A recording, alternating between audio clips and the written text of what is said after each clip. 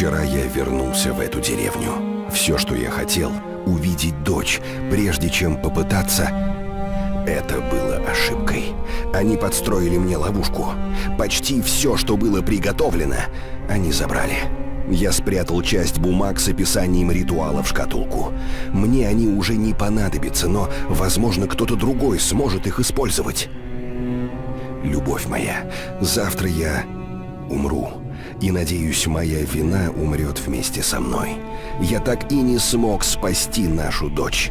Скоро мы снова будем вместе.